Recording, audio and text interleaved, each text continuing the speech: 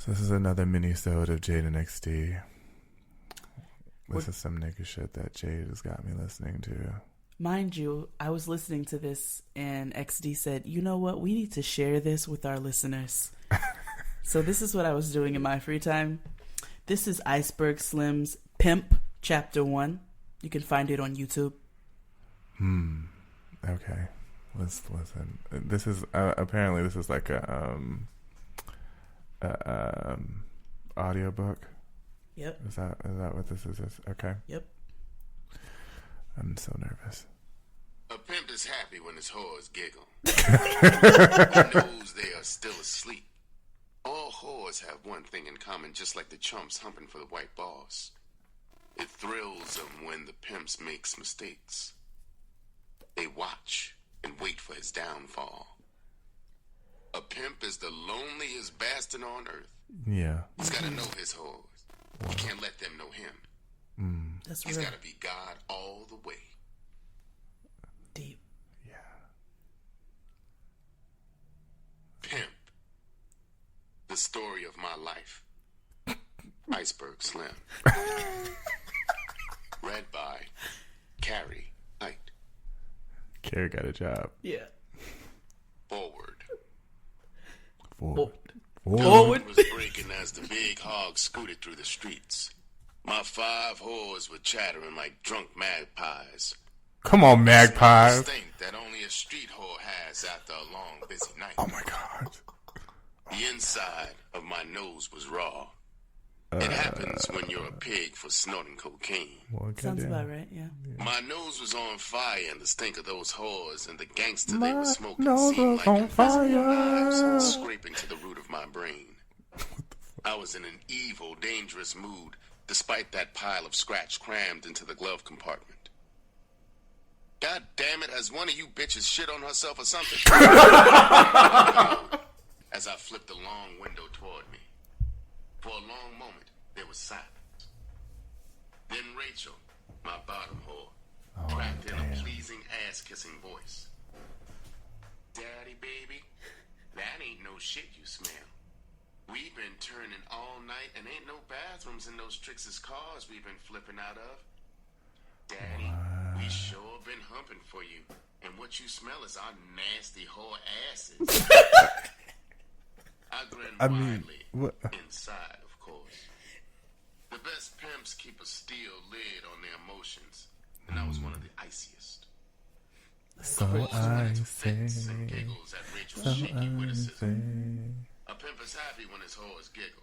He knows they are still asleep. I coasted the hog into the curb outside the hotel where Kim, my newest, prettiest girl, was cribbing. Kim. I was going to say whore.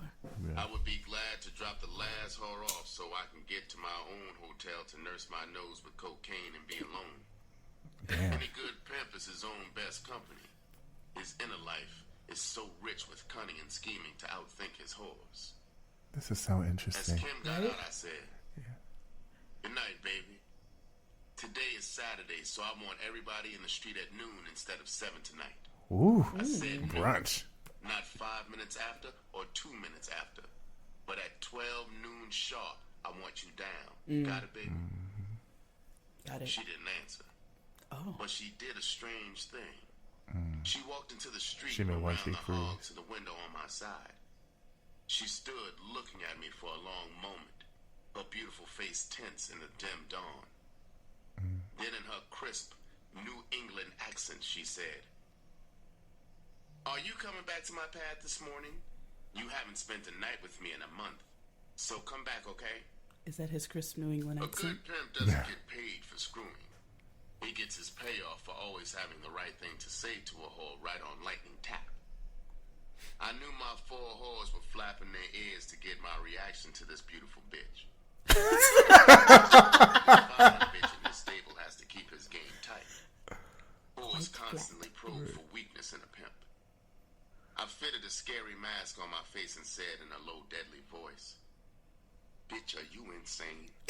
No bitch in this family calls any shots or muscles me to do anything.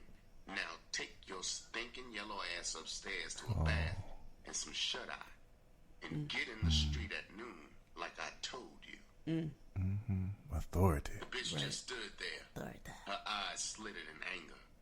I could sense she was game to play the string out right there in the street before my horse. If I had been 10 years dumber, I would have leaned out of that hog and broken her jaw and put my foot in her ass. But the joint was too fresh in my mind. I knew the bitch was trying to booby trap me when she spat out her invitation. Come on, kick my ass. What the hell do I need with a man I only see when he comes to get his money? I am sick of it all. I am a single light-skinned whore who don't need no I pimp. know I'm the new bitch who has to prove herself. Well, goddammit, I am sick of this shit. I'm cutting out. She is fed up. Okay. Feminism. Boots. She stopped for air and lit a cigarette. I was going to blast her ass off when she finished, so I just sat there staring at her. Then she went on. I have turned more tricks in the 3 months I have been with you than in the whole 2 years with Paul. My pussy stays sore and swollen. Do I get my ass kicked before I split? If so, kick it now because I'm going back to Providence on the next thing smoking. Yes. She was young. Take back the night. Right? Galore. Literally. She was a pimp's dream and she knew it. She had tested me with her beef, and now she was lying back for a sucker response. I disappointed her with my cold overlay. I could see her wilt as I said in an icy voice. Listen, square-ass bitch. I never had a whore I couldn't do without. I celebrate, bitch, when a whore leaves me. It gives some worthy bitch a chance to take her place and be a star. All right. That's how you encourage him. If I shit in your face, you gotta love it and open your mouth wide. Oh, no. No, I Rollers have cruised lines. by in a squad car, so I flashed a sucker smile on my face and cooled it until they passed. Cool to F Kim was rooted there, wincing under the blizzard. I went on ruthlessly. Bitch, you are nothing but a funky zero. Before me, you had one chili chump with no rep. Nobody except his mother ever heard of the bastard. Yes, bitch. I'll be back this morning to put your phony ass on the train. I thought he was gonna kill her. I rocketed away from the curb. No, not yet, In girl. the rearview mirror, I This saw is the beginning Kim of the walking book. slowly into the hotel. Her shoulders slumped. In the hall, until I dropped the last whore off, you could have heard a mosquito crapping on the moon. I went back to camp. She was packed inside. On the way to the station, I rifled the pages in that pimp's book in my head for an angle to hold her without kissing her ass. I couldn't find a line in it for an out like that. As it turned out, the bitch was testing and bluffing right down the line. We had pulled into the station parking lot when the bitch fell to pieces. Her eyes were misty when she yelped, "Daddy, are you really going to let me split? Daddy, I love you." I started the Pratt action to cinch her when I said, "Bitch, I don't want a whore with rabbit in her. I want a bitch who wants me for life. You have got to go after that bullshit earlier this morning. You are not that bitch." That Pratt butchered her, and she collapsed into my lap crying and begging to stay. I had a theory about splitting whores. I think they seldom split without a bankroll. So I cracked on her. Give me that scratch you held out, and maybe I'll give you another chance. This is actually quite interesting. She reached Right? into her bosom and drew out close to 5 bills and handed it to me. Damn. No pimp with a brain in his head cuts loose a young, beautiful whore with lots of mileage left in her. I mean, I'll why let would her you come give her back. money? Right. When at long last I was driving toward my hotel, I remember what Baby Jones, the master pimp who turned me out, had said about whores like Kim. "Slim," he had said, "a pretty nigga bitch and a white whore just alike. They both will get in a stable to wreck it and leave the pimp on his ass with no whore. You gotta make 'em hump hard and fast to stick 'em for the long scratch quick. All right. Heaven ain't no All right. game of love. You're done. So Yeah, swipe out. Any sucker 4 who minutes believe a whore loves him all right. shouldn't have fell out of his mammy's ass."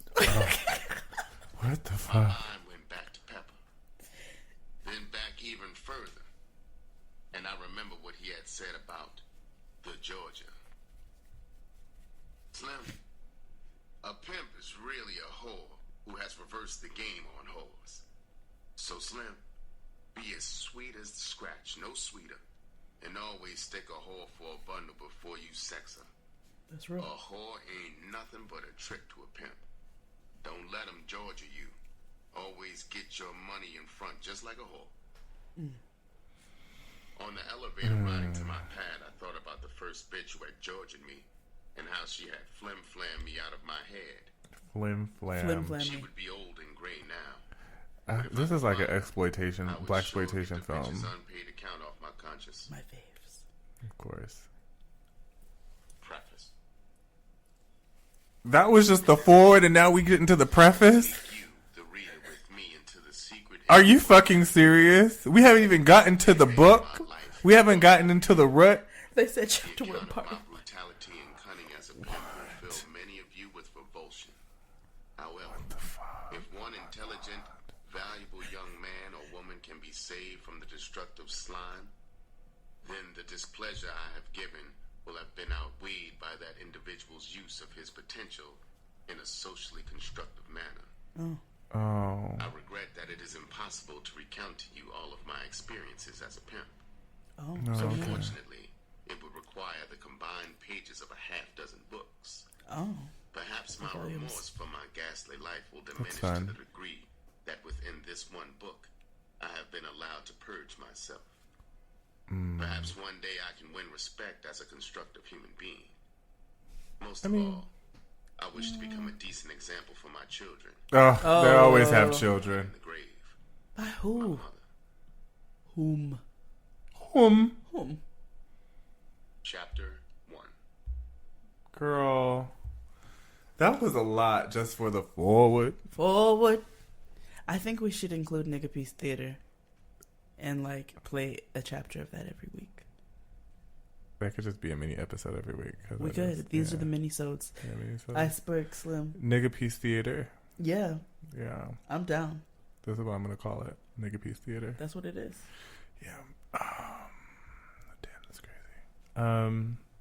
Pimps, they talk so foul yet so slick. And almost poetic. Yeah, I wish I could adopt. Yeah. Bitch, I said. You could hear a mosquito shit on the moon. Yeah. Nikki Giovanni, who? Who? Maya Angelou, what? Your fave Iceberg could Slim. never, Never roll off the tongue like that. Exactly. That is acting. That is theater! Theater. Shakespearean! Nigga Therian. These minisodes are not about anything. Absolutely not. They're just here just for your entertainment. Yeah, just for you to take a break, take a minute. Yeah. You might need to, listen to it on your lunch break. Yeah. We'll go into chapter 1. I still can't believe we made it to chapter 1. This thing. That was the forward. All right. Well, that's Nigga Peace Theater, episode 1. Bye. Welcome to Nigga Peace Theater, everybody. We are your hosts, Jade and XD, Yep. back with another episode of Iceberg Slim's Pimp. Yeah.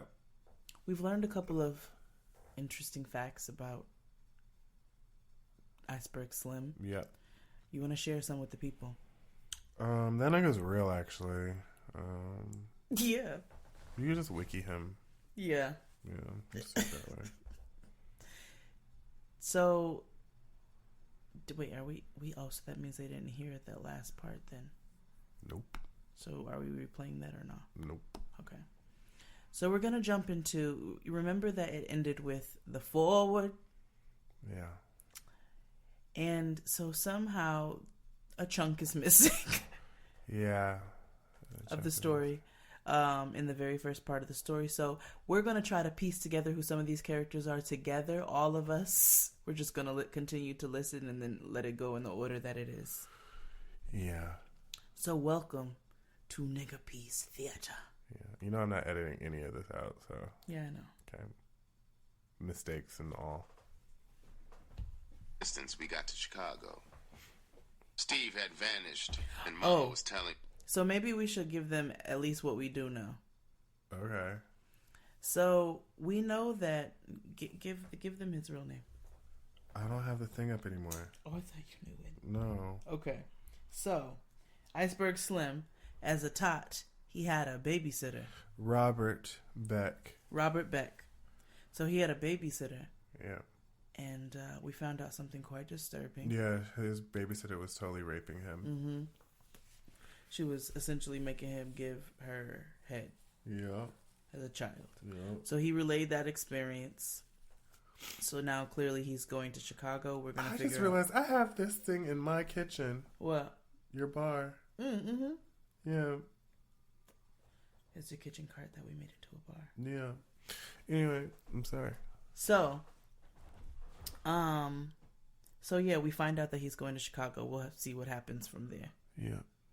Hotel room that my real father was coming over to see us, and to remember that Steve was her cousin. Steve was stupid, all right, but cunning, if you can get what I mean. Mama, at Steve's instruction, weeks before, had gotten in contact with my father through a hustler brother of Mama's in Chicago. When my father came through the hotel door, reeking of cologne and dressed to kill, all I could think was what Mama had told me about that morning when this tall, brown-skinned joker had tossed me against the wall. He took a long look at me. It was like looking in a mirror. His deep-down guilt cream-puffed him, and he grabbed me and squeezed me to him. I was stiff and tense in the stranger's arms, but I had looked in the mirror, too, when he came in, so I strung my arms limply around his neck. When he hugged Mama, her face turned toward me, and stony like back there with Henry. My father strutted about the hotel room boasting of his personal chef's job for Big Bill Thompson, the mayor of Chicago. He told Mama and me, "I'm a changed man now. I have saved my money, and now I really have something to offer my wife and son. Won't you come back to me and try again? Absolutely. I am older now, and I bitterly regret my mistakes of the past." Niggas don't change. Like a black widow spider spinning a web around her prey, Mama put up enough resistance to make him pitch himself into a sweat, then agreed to go back to him. My father's house was crammed with expensive furniture and art pieces. He had thousands of dollars invested in rich clothing and linens. After a week, my hustler uncle brought Steve to visit us and to case the layout. My father bought the cousin angle and broke out his best cigars and cognac for the thieves.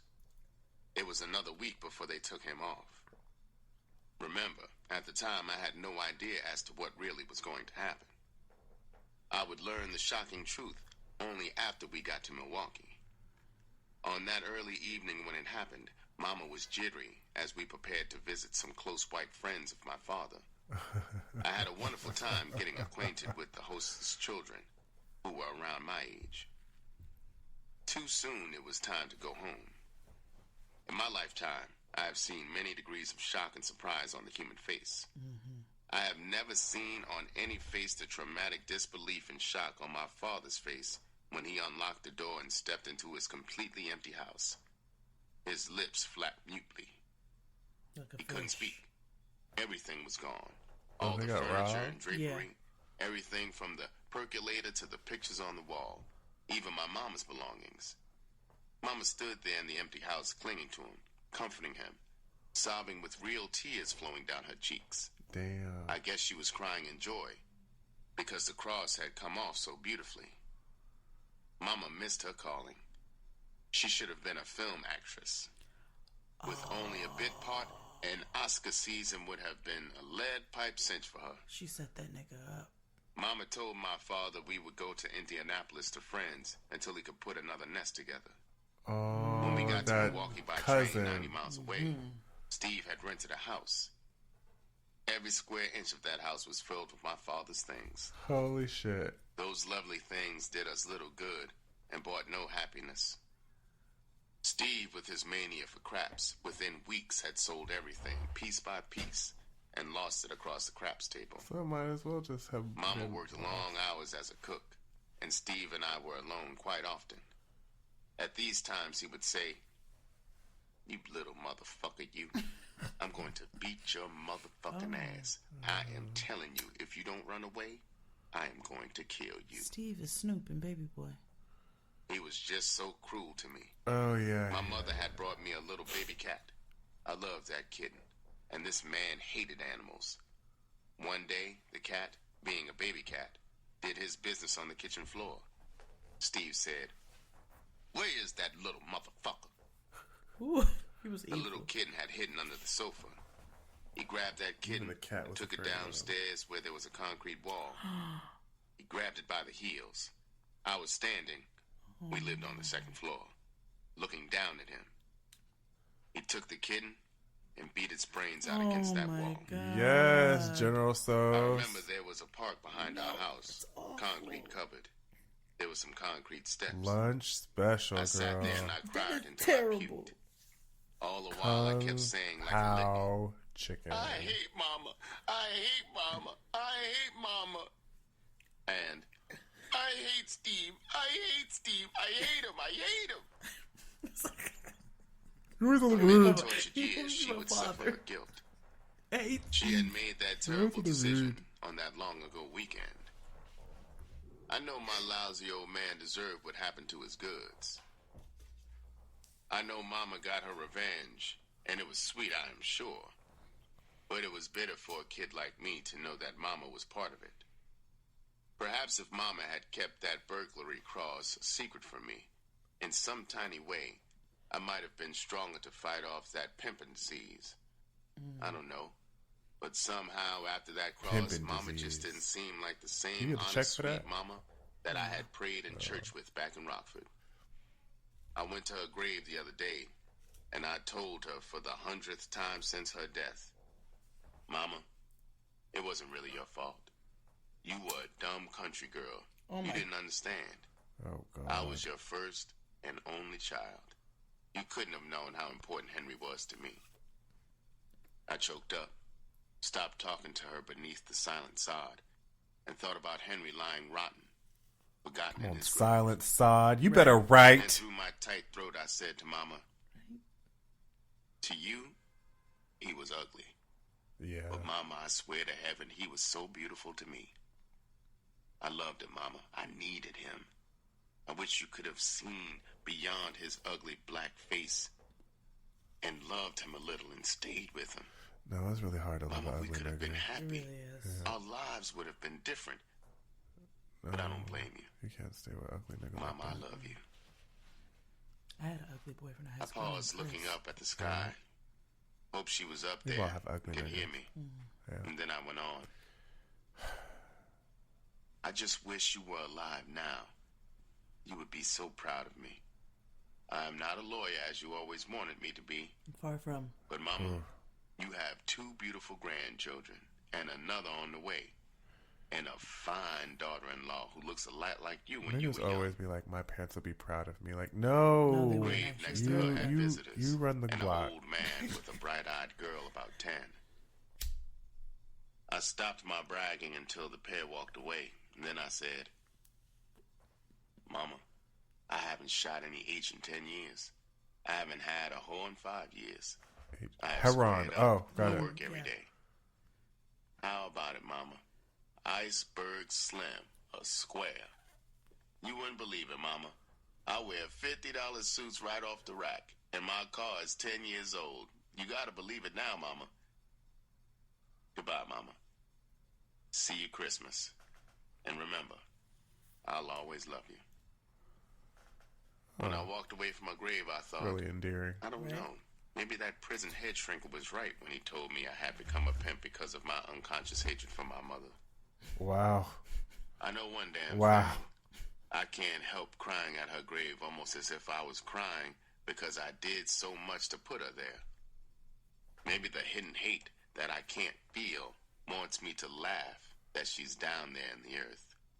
Maybe my crying What is really kind laughing. of psychotic? Psychotic mother. About 90 days after Physiotic. Steve smashed my kitten, Mama cast off her spell, and one gray April dawn, while Steve lay in a drunken open-mouthed stupor, Mama and I packed what we could carry and moved into a hotel room. It was complete with hot plate and down-the-hall toilet. Steve had moved stomped on into the 3.5 Y. years of our Hostel. lives. I would soon be 14. On August 4th, my birthday, our old friend Steve, with diabolical birthday. timing, made that event unforgettable. Since that chilly dawn in April, he had searched the slum streets for his escaped dupes, thirsty for revenge. I waited Unbelievable. eagerly in the hotel room for Mama, Yeah, fuck. who had promised to bake a cake in her white woman's kitchen. She said she would be home early Caucasian to hoe. celebrate my birthday. Well, This is she sparkling came water. home all right on the 7th of August from a hospital with her broken jaw wired and her body covered with bruises. Oh my god. Steve had stalked her and attacked her with his fists and feet, and then escaped through the grimy catacombs of the ghetto. Steve is that nigga from All Black that Ink night Crew. and the next day, I crouched in the dark shadows beneath his stairwell, gripping a gleaming ice pick. Yes, Oh. dab that nigga. He had moved. 20 years later, while idly looking from the window of a plush hotel suite, I would see something familiar in the white-haired, stooped figure of a garbage collector on the street 3 stories down. I blacked out. When reason returned, I was down there on the street in the bright morning sunlight, clutching a pistol, wearing only a pair of red silk pajamas. As the garbage truck turned the corner a block away out of range, a small crowd of passerbys stood, bug-eyed, watching the strange scene as Rachel, my main whore, tugged at my arm, pleaded with me to get off the street. That was the last time I saw Steve, but I just don't know, even now, what I would do if our paths crossed. Perhaps that beating Mama took was good, as painful as it was. I remember how it worried me in that cruddy hotel room when the hotel's neon sign outside our window would flash on her face. Her eyes would be bright, This got really riveted on real. the ceiling. Whoa, She like, would be where? in a trance, remembering, still hot for him. As worthless as that bastard was otherwise, he sure must have been a son of a bitch in the bed. After all he had done to us, she still had a terrible itch for the bastard. That beating was good for her. It cured the itch. Mama had learned a bitter lesson the hard way. The country girl had rolled in the hay with a city slicker, and now I saw all of her sorrow and guilt in her eyes. We couldn't go back to the peaceful green hills of Rockford. She had destroyed a good man back there, a native son. Well, Henry he was died a ugly. year after we Right. left him. Until the grave claimed her, Henry would rise from his own to haunt her in the lonely gloom. Damn. Mama was desperate to save at least fragments of her image, to hold fast to the love and respect I had for her in Rockford. I had seen too much, had suffered too much. The jungle had started to embalm me with bitterness and hardness. I was losing page by page the fine rules of thought and deed that I had learned in church, from Henry, from the Boy Scout troop in Rockford. I was sopping up the poison of the street like a sponge. He I had better begun like- to play Right? Steve's favorite game, craps, in the alleys after school. Dangerously, I was frantic to sock it to every young girl weak enough to go for it. I had to run for my life one evening when an enraged father caught me on his back porch, punching animal-like astraddle his daughter's head. I had become impatient with the unusual thickness of her maidenhead. Oh my god. Well, that was part 2 of Iceberg Slim's Pimp in our mini-sodes of Nigga Peace Theater. Yeah. That was a lot. That was emotional. Yeah, that was soup Simo, girl. Whew. It I'm was a like little- Pimp Emo. Yeah, I was Pimo. a little verklempt. I wasn't expecting all of that. Because the whole time I'm like envisioning like this happening. Right. And sadly the actors portraying everything is Bokeem Woodbine and Robin Givens.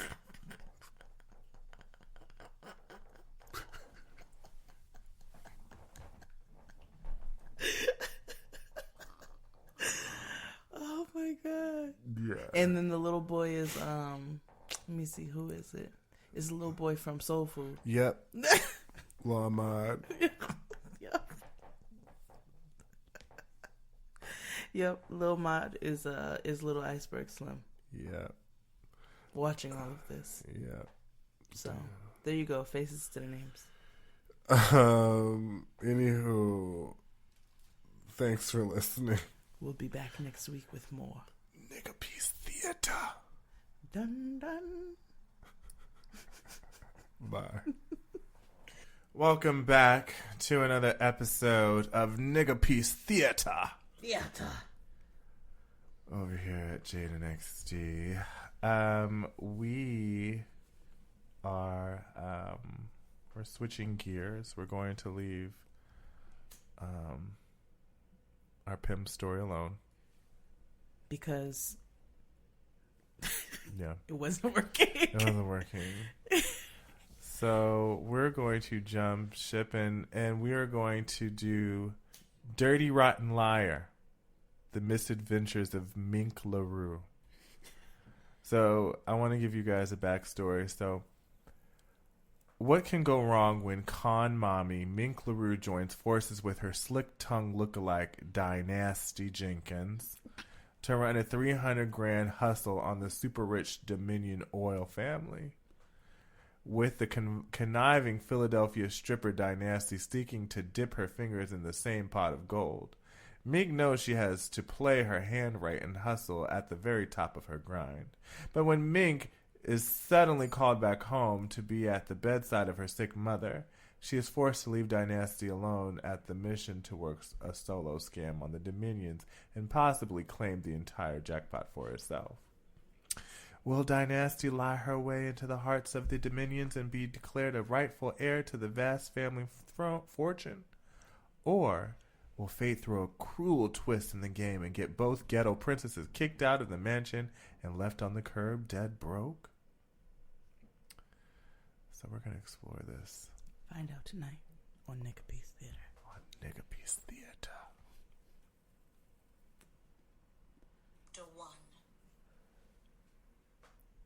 Watching your mama take her last breath was a hurtin' ass thing. Especially when you had a mannish hater flapping her gums in your ear and talking trash right over her dead body.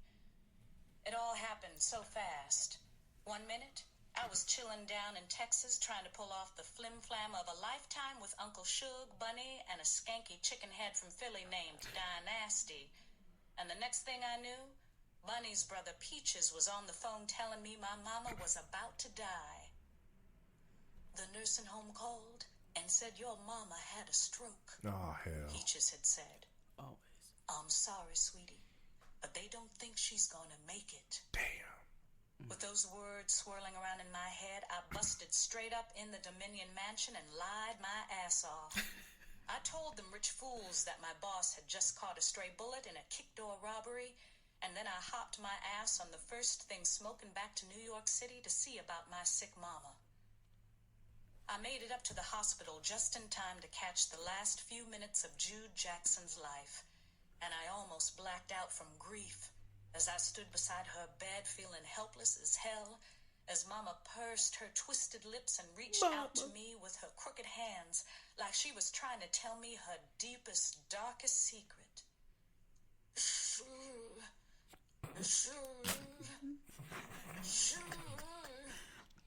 She had squinted up at me and gasped.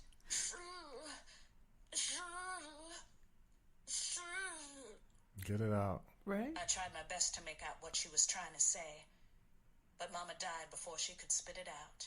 And now, as I stood next to her body shaking with grief, my bald-headed Aunt Bibby clocked me with some shit that dropped me right back to my knees.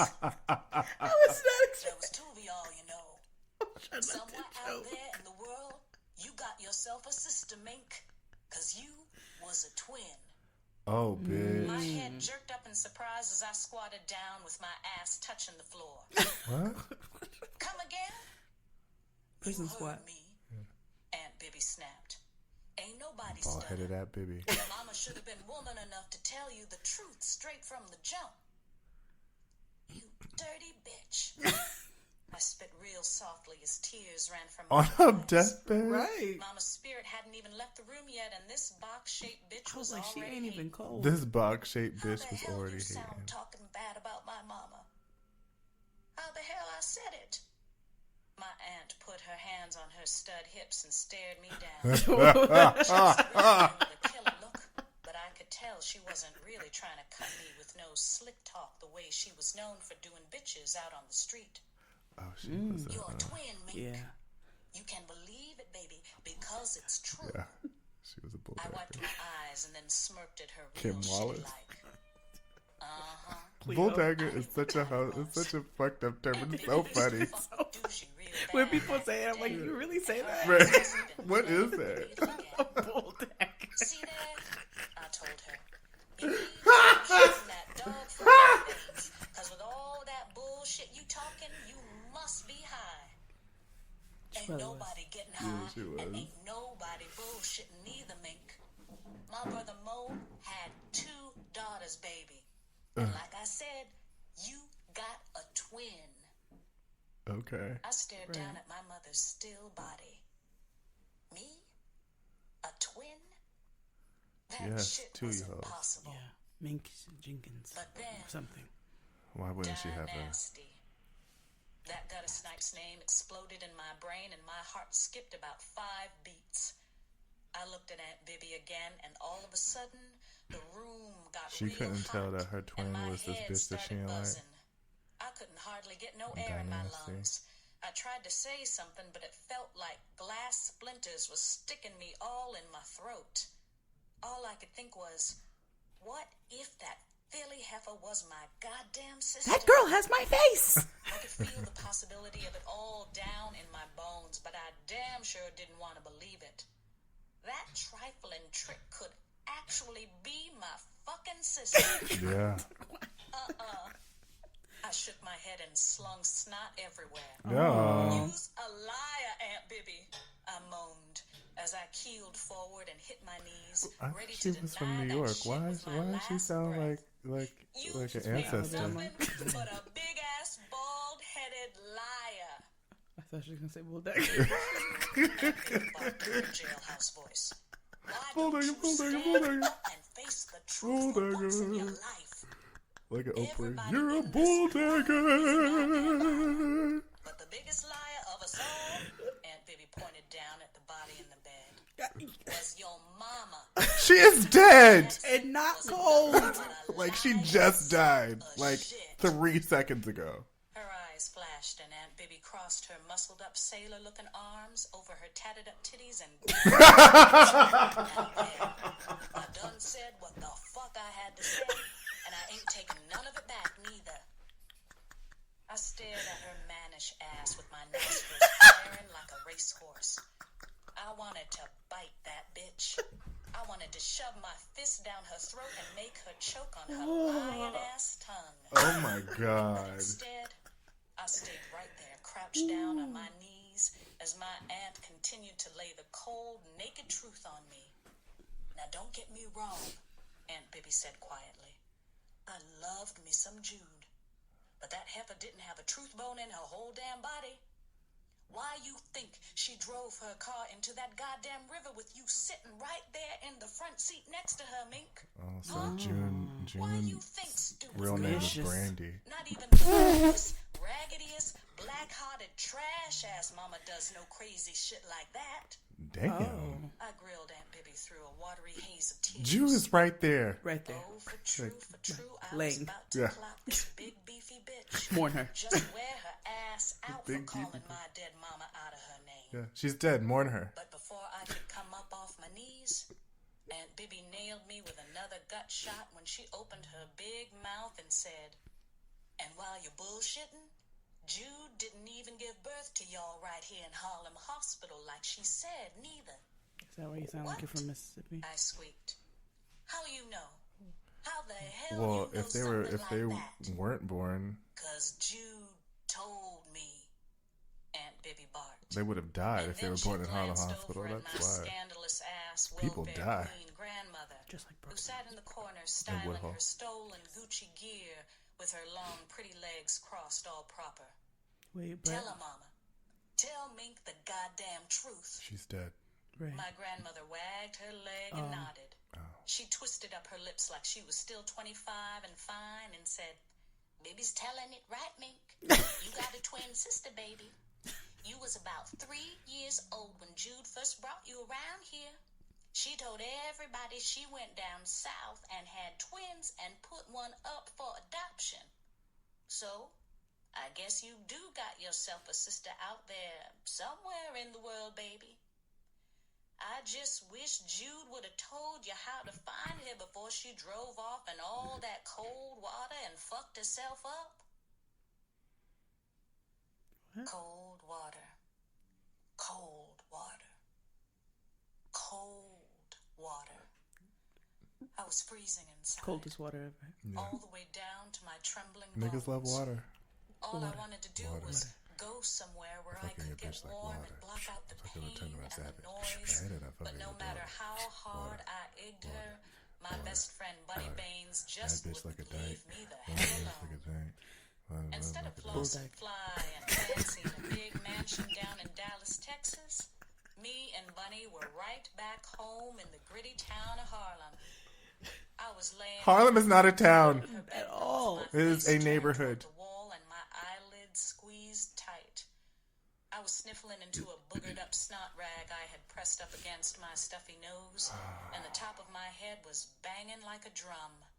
She's so My breath colorful. felt hot Right. and stank as I breathed through my mouth, and my bottom lip trembled as I slobbered and cried into my pillow.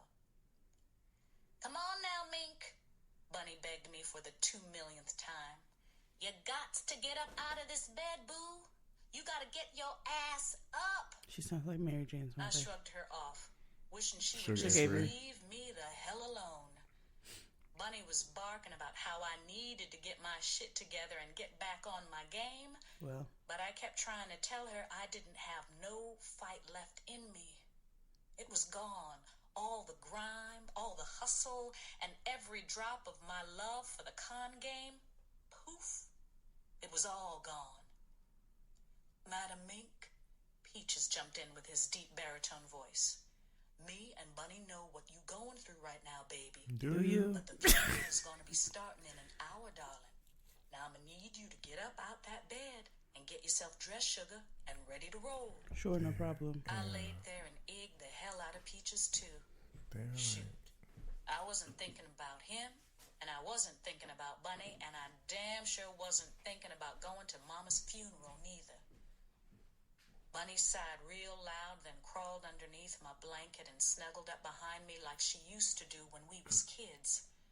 She wrapped her arms around me and spooned me, rocking me back and forth as she tried her best to convince me that I needed to stand up on my feet and face what was left of my shitty little life. Oh my god. And it was definitely shitty, too.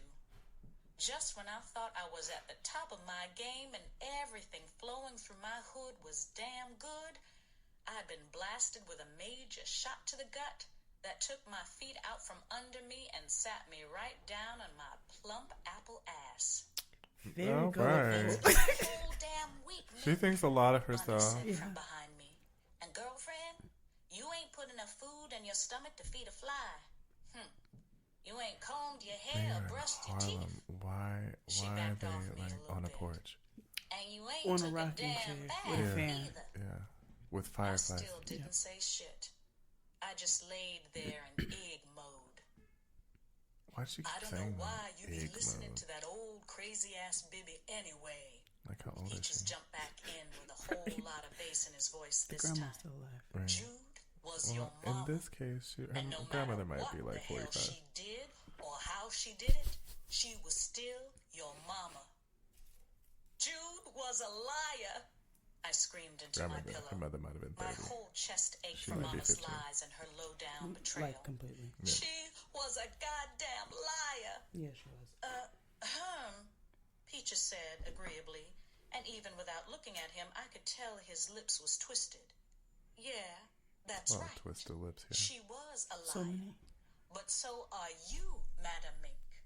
Lying is what schemers like us do. So get your into the ass blood. up out of that bed so we can get down to that funeral home and make sure they send your lion ass mama off right. Deep in Niggas my lie. heart, I knew I had to go Niggas pay my lies. last respects to the woman who had given birth to me, Mantra. but I still didn't want to move. So I laid there on my shaky little cot in Bunny's junky room and thought about the next moves I was gonna make in my Niggas life. always have a junkie room. I had always been Like, the oh, type like a of dresser slick, full of stuff. carefree Yeah. diva who flounced around, flossing like everything in my life was all Hennessy and weed. But for the first time in a real long time, I was Hennessy and forced to weed. take a real good look down the gutter road that I had traveled. I made myself remember all the shit I had tried to erase from my mind. All the shit that I had been running from for so many years. The kind of shit that had been way too painful for a 13-year-old girl to live with. So she had fought like hell to forget it. Right. All right. Chapter 1. Yeah. Mink LaRue. Mink LaRue She, from Harlem, Alabama. Yeah. From Biloxi, Mississippi. From Biloxi, New York. Yeah. Bronx, Georgia. Brooklyn, Tennessee. Yeah. Queens, Kansas City. Yes, but we'll be back next Monday, or you'll hear us on Friday. Yeah, Yeah. Monday, Nigga Peace Theater So on Mondays. Yeah, Nigga Peace Theater on Mondays, and Jaden XD regular episodes on Fridays. Yeah. Make sure you buy a ticket to the live show, New York's live show, April 15th. You can find the link on both of our Twitters in the description box. Wherever you are listening. Yep. Or on my Instagram web link. It is a link to the tickets. So come on out. It's going to be a great time. There's going to be some Nigga Peace Theater there, too. Yeah. Excited. So excited. Bye. Bye. Welcome back to Nigga Peace Theater 4. I am your host, Xavier Delow. Beautiful Jates. Yeah. And we're here to bring you another installment of the story Dirty Rotten Liar. One of the chronicles of Mink LaRue. Yeah. Last week it was we learned Mink that, is from Harlem, Oklahoma. yeah, 131st Street, Biloxi, Mississippi. And her mother died. Mm-hmm. And while her mother died, all she could focus on was her round, plump ass. Yeah. And the fact that she had my apple-shaped ass. right. And her She found out that she has a twin sister. Yeah, from her broad-backed auntie. Aunt Biddy. Yep. Bald-headed Aunt Biddy. Yep. Bibby. And Meemaw was also in the room. Yeah, Aunt Bibby's not lying, baby. You sound just like her. Your mama went down south, and they said she has some twins, and she gave one of them up for adoption. Mm-hmm. You better listen to your Aunt Bibby, baby. Yeah. My bull dagger Aunt Bibby.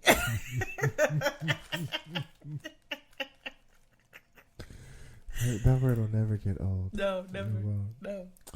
So, we're back with chapter 2. Are you ready? Jeez. Yeah. Oh.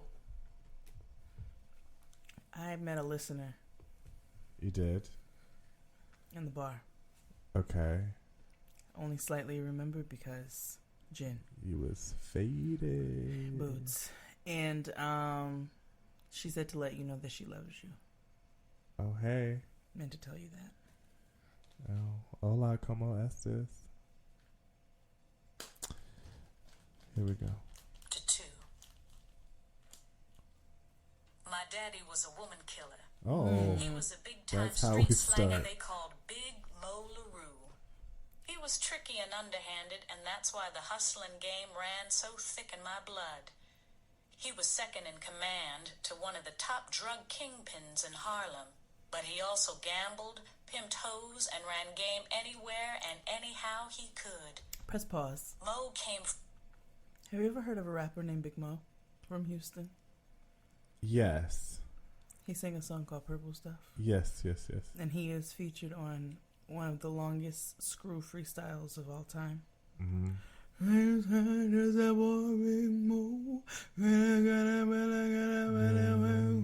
Yeah. He always sang like he had bread in his mouth. Yeah, I always thought like mashed potatoes.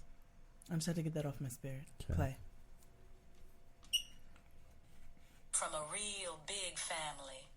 They had dipped up out of Louisiana right after he was born and came up north to set Harlem straight on fire. Hence the LaRue. He was the youngest boy out of 12 rotten kids, and he was the finest too. Back then, my granny ran a number joint and took in boarders on the side. Oh, like and my Miss One daddy from had the learned Wiz. the ways of the streets from a very early age. And with all of them older sisters he had adoring his fine ass, he learned the ways of women too. That's a little weird, girl. When That's I your was a dad. little girl, my daddy had me spoiled rotten. I was the shit in Big Mo's eyes. And while he didn't give my mother no kind of ends on the regular, all I had to do was act like I wanted something and the whole damn world was mine.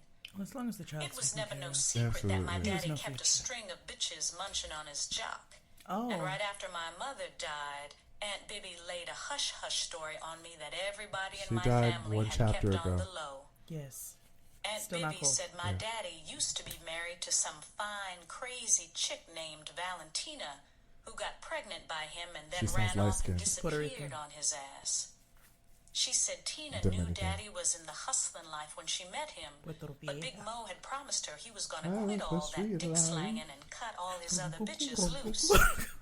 And Bibby said Tina was kind of off in the head.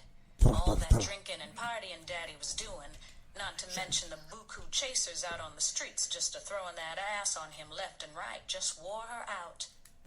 Tina was about 4 months knocked when she walked out on Daddy and left him a note promising that she was going to hurt him the same way that he had hurt her.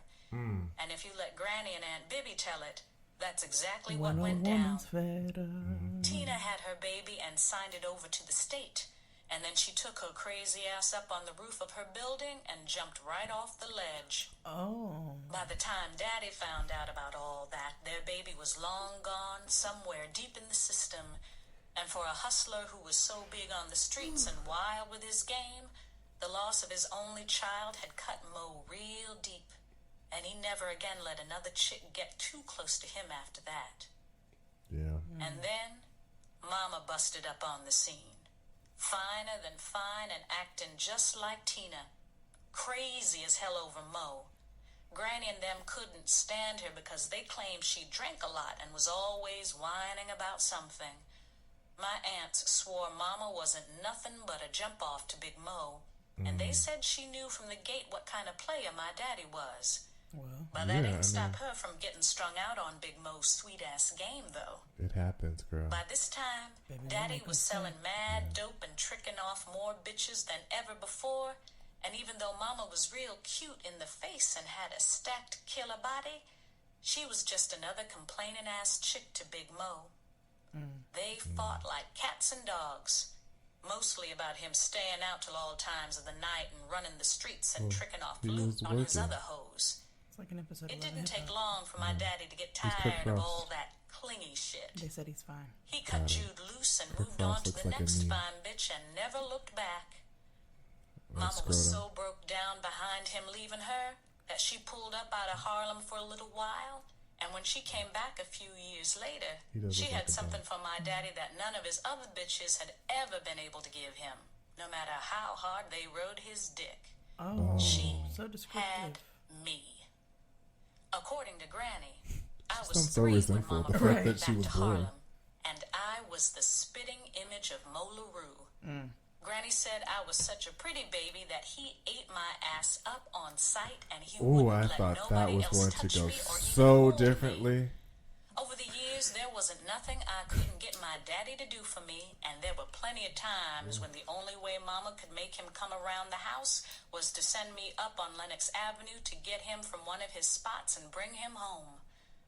But the year I turned 13, all them desperation moves finally got to my mom's.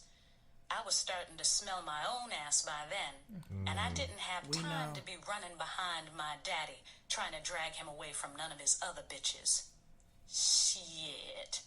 I was Mo LaRue's daughter to the T. The streets In my turned head, me I feel on like this a is Vivica motherfucker, Five. and This I was is really attracted like to Fly all Girl. the grimy shit that went on Eric when the sun Jerome, went down. Oh, On my the Tyree. real, No, I'm saying I Eric loved Jerome my Dickey mama, tweeted me but today. I loved me some of daddy's on So the weird. side hoes, too. Them was some badass chicks, and most of them were slick and beautiful and had side hustles of their own. And I looked so much like my daddy that they took right to me and spoiled the hell out of me. I used to play hooky from school and hang out with them up on the avenue. Sounds like it. And they would sneak me cigarettes and weed and as much liquor as my little young throat could swallow. And by the time I had some brand Sounds new like it titties too. popping out on my chest, and my hips and booty had poofed out and spread deliciously wide too, She thinks so my daddy much would of give herself. me money to buy Yeah. food and shit. But instead of She taking it home describes to Mama, herself I as would like trick it up on Kush and Coronas. A bad And it bitch. wasn't long before I started dressing like his most character in butter 12. hoes and flaunting my firm young body on the streets just like they did too. But my father peeped my game when he overheard some little corner slanger talking about how he was gonna get at my cherry, and Daddy put the brakes on all that ill shit. He busted up in Mama's crib screaming on her for not watching me and dogging her out for letting my hot ass run wild and loose on the streets. I felt so Well, bad when I saw 'cause how it's not hard his my mama fault. cried. Sniffling and hollering, she broke down and confessed that she had liver disease from all that drinking she used to do when she was younger. She told Daddy she was sick and she couldn't be So running does up that and mean down the she's streets gonna behind get my liver fast disease? ass no more.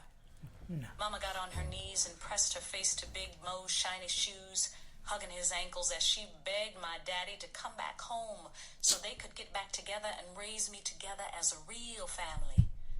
But as bad as I felt for Mama, I wanted to slap the hell out of her for getting down on the floor and begging a man like that. Word. As young as I was, I knew it didn't matter to a player if a chick had his kid or not. She When was a a nigga wise didn't one. want you no Don't make him more, he stay. didn't want your black ass no more.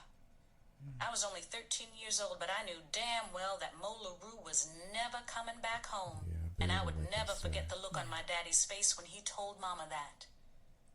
"We ain't no goddamn family, Jude," he spit at her. "Mink is my baby, and me and her is gonna always be blood. But me and you?" He kicked her off his foot like a dirty Kotex had dropped out of the sky and landed on his shoe. What? "Bitch, you ain't shit to me. You never was, and you never will be." It seemed like something just broke in Mama's spirit after that. All them years of hoping and praying and running the streets behind that man just fell down on her head, and she couldn't take it no damn more. "I'ma kill your ass, you yellow motherfucker!"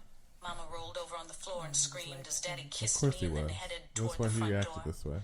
"Just fucking watch," she hollered. "You think Valentina fucked you up? Well, you just watch, you piss-colored motherfucker, you. I'ma kill your ass." Called him piss colored. Mama didn't sleep a wink that night. I heard her walking a hole in the floor in our small apartment, just crying and muttering nonsense under her breath. Kill Just that the nigga. crime. She was standing right by my bed the next morning when I woke up. "Get up, Mink. Harlem, I need you Alabama. to come with me to my appointment," she told me as I slid out the bed and got ready for school. Mama was already dressed, and her hair was done real nice. She had on makeup and all that. I bet she went to the Perfume, clinic. too. Mama said there wasn't enough time for me to fix breakfast, so she handed me a Pop-Tart and a cup of sink water with 2 ice cubes floating in it. We went downstairs and climbed in our car, but instead of driving me to her doctor's appointment like she said she was, that fool went and drove both of us off a loading dock and straight into the Hudson River. Oh. Oh, that's what they were talking My about. mama fucked up 3 lives that day. She also gave you... When Daddy got word that she had became driven an me into X-Men. all that cold water, he jumped straight in his whip and jetted toward the west side of Manhattan trying to get to me. But Big Mo never made it. Less than a mile from the pier, he had a heart attack and crashed into a light pole. One of his girlfriends was riding with him, and she said the last words to come out of his mouth were, "My baby, my baby, Mink, my baby." And then he died. He turned 90 before I don't he know died. how I got out of that sinking car, but I did. It was dark as hell as I scrambled Yeah, out this of my is when open she window turned and into, like, clawed my Dr. way Jean up to Grey. the surface. And then I coughed and choked on all that cold water until some white man jogging on the pier jumped in the river and dragged me out. There's so They many pulled bodies in Mama the out Hudson. too, but not in time. God. She So was many still diseases. alive when the ambulance got her to the hospital, but she had brain damage from being under that water for so long. And even though her body was still here, her mind was way gone. Daddy's family wasn't shit after that. Were they They before? blamed my mother for Right. killing Big Mo, and whatever money and jewelry his hoes didn't pocket when they found out he was dead, them trifling ass sisters of his stole, and I didn't get not 1 penny. The state made me go see all kinds of counselors and psychologists so I could get my head right. But it didn't matter what nobody said because it also still didn't work. added up to the No. same thing. My own damn mama had tried to kill me. Now tell me, what kid would want to remember, let alone live, with that? I'm back, motherfucker! They tried to kill me! They tried to kill your favorite bitch! They tried to fucking kill me. I said I'm not going down without a motherfucking fight. I still don't know who. Chapter 3. Oh, that was it. Yeah. Should we do another one? No. You're Okay. good. Yeah. Short. That was crazy. So we left off with Mink LaRue's story of how her mother tried to kill her. They mentioned it in the first chapter. They did. So I guess we will now figure out her life after her mother lost her mind. So, life after death. You're on a roll today. Thank you. Thank you. Thank